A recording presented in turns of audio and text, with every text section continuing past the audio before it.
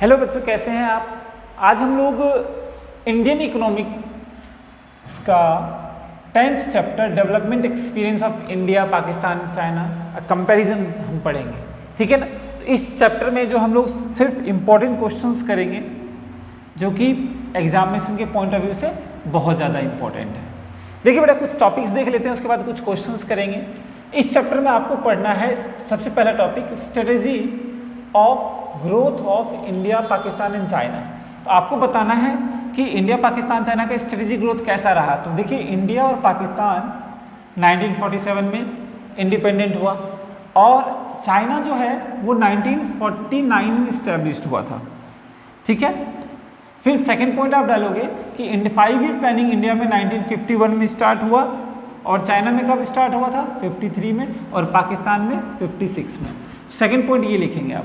Third लिखेंगे India Pakistan adopted similar strategies such as creating a large public sectors and rising expenditure on social development। India और पाकिस्तान ने social development में क्या करना, expenditure करना start कर दिया। नेक्स्ट है growth story of China. China की ग्रोथ स्टोरी की बात करें तो चाइना में एक पॉलिसी आई थी ग्रेट लीप फॉरवर्ड 1958 में, जो किसने स्टार्ट किया था, माओ जेडोंग ने, MAO माओ जेडोंग ने स्टार्ट किया था, जो हम आगे पढ़ेंगे, ठीक है ना। तो ग्रेट लीप फॉरवर्ड में क्या था कि पीपल्स को एनकरेज किया गया कि आप अपने बैकयार्ड में क्या करें, इंडस्ट्री सेटअप करें। और चाइना ने 26,000 कम्यून्स बनाए जो कि फार्म पॉपुलेशन थी, जो पूरे ऑल ओवर चाइना में फार्म पॉपुलेशन को कंट्रोल करती थी, ठीक है। तो GLF आपका जो GLF बहुत इंपॉर्टेंट टॉपिक है एग्जामिनेशन पॉइंट ऑफ व्यू से। देखिए, GLF के साथ बहुत सारी प्रॉब्लम्स थी। 30 मिलियन पीपल्स वहाँ पे सूखे पड़ने, ड्रॉट होने की वजह से वहाँ पे 30 मिलियन पीपल्स की डेथ हो गई थी। नेक्स्ट टॉपिक आप पढ़ेंगे। देखिए, चाइना रिफॉर्म जो आया था 1978 में, चाइना का इकोनॉमिक रिफॉर्म आया था। इकोनॉमिक रिफॉर्म में LPG लिबरलाइजेशन, प्राइवेटाइजेशन, ग्लोबलाइजेशन आपने पढ़ा होगा, तो वही है। तो इकोनॉमिक रिफॉर्म चाइना में 1978 में आया, ठीक है ना। देखो यहाँ पे लिखा हुआ है, ये टॉपिक हम रुक के करेंगे। तो 78 में रिफॉर्म आया। फर्स्ट फेज में चाइना का क्या था कि एग्रीकल्चर पे फोकस किया गया। सेकेंड फेज में इंडस्ट्रीज के ऊपर फोकस किया गया।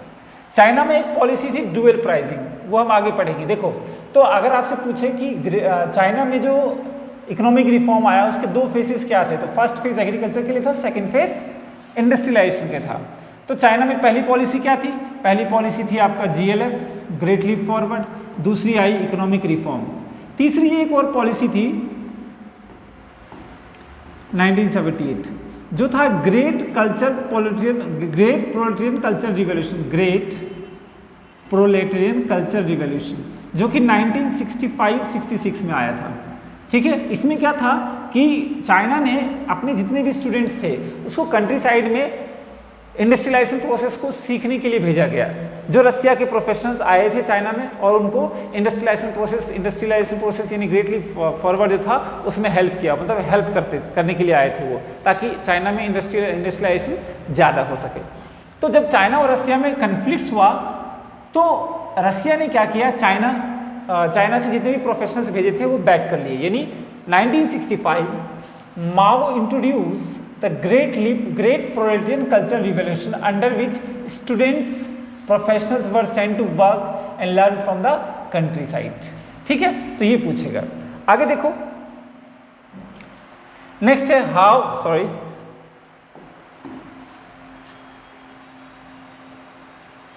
नेक्स्ट है बेटा,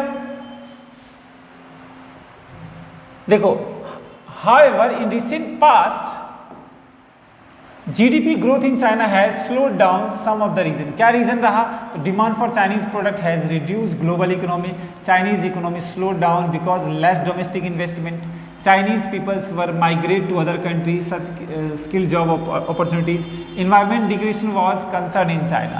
तो ये सारे रीजंस थे। नेक्स्ट आगे हम बढ़ते हैं। फिर आपसे पूछेगा कि पाकिस्तान का ग्रोथ रेट, पाकिस्तान के बारे में बताइए। तो आप पाकिस्तान के बारे में बताओगे। देखो, पाकिस्तान 1947 में इंडिपेंडेंट हुआ था, इंडिया के साथ ही बिल्कुल। Pakistan adopted various economic policies those adopted by India, India ने जो यूज़ किया था पाकिस्तान ने भी यूज़ किया। पाकिस्तान भी मिक्स्ड इकोनॉमी है। 1950 से 1960 में टैरिफ प्रोटेक्शन याद होगा आपको, इंपोर्ट सब्स्टिट्यूशन वगैरह उन सब का भी काम हुआ था पाकिस्तान में। ग्रीन रिवोल्यूशन यूज़ किया।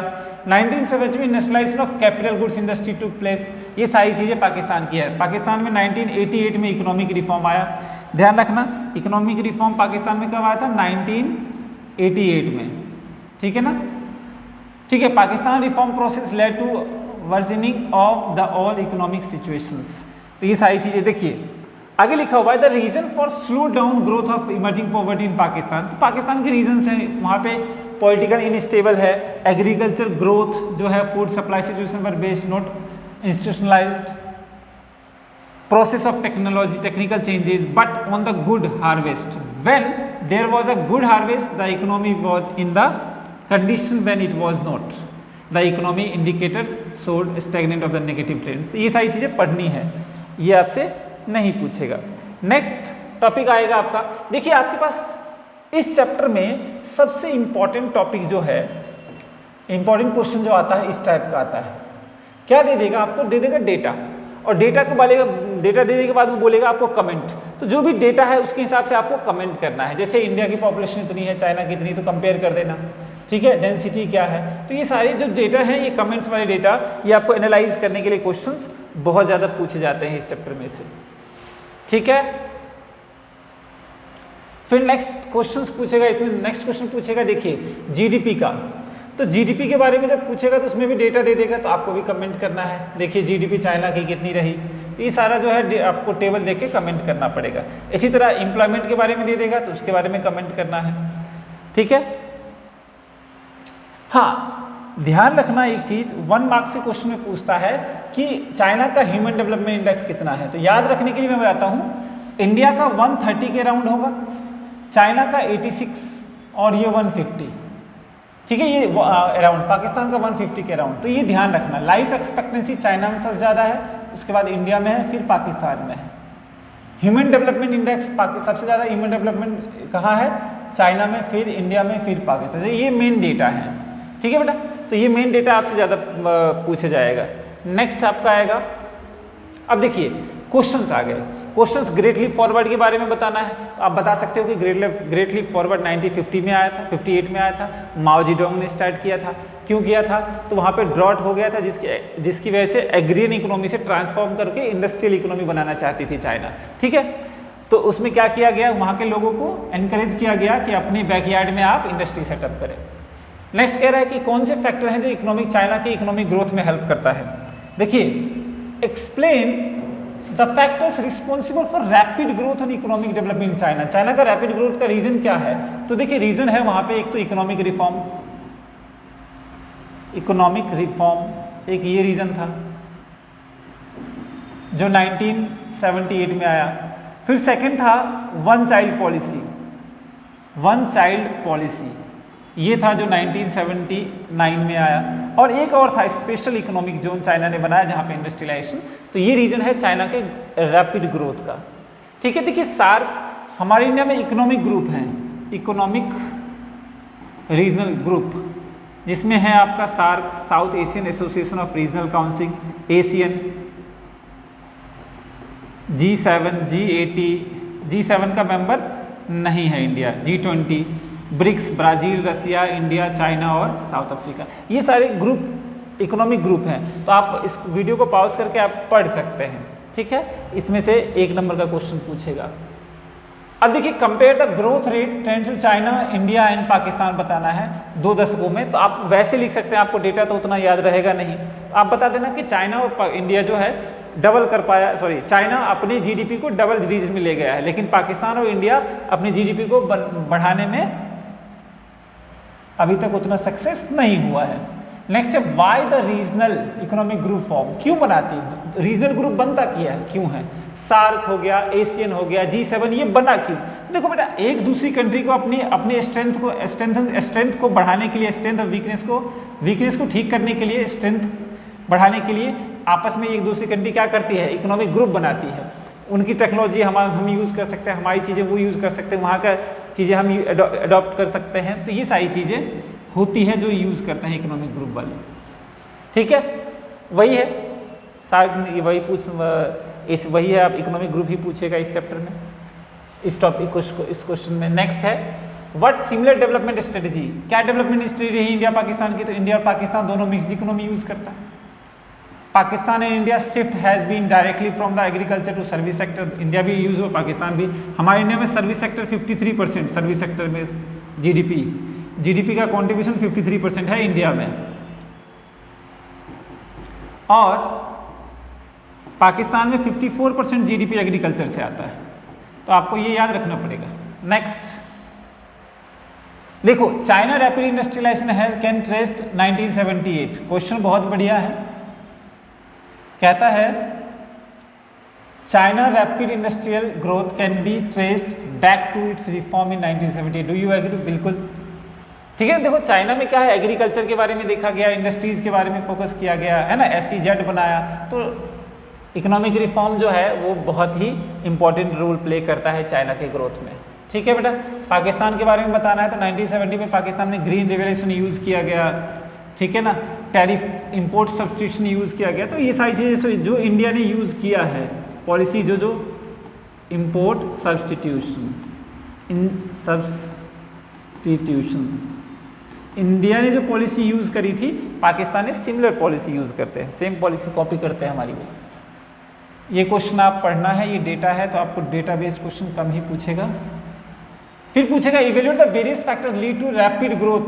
अब चाइना का रैपिड ग्रोथ का मैंने रीजन बता ही दिया था आपको, 4-5 रीजन है। क्या था? इकोनॉमिक रिफॉर्म था, बार बार वही क्वेश्चन पूछा जा रहा है। इकोनॉमिक रिफॉर्म 1978, फिर था 1979 में वन चाइल्ड पॉलिसी, फिर था SEZ का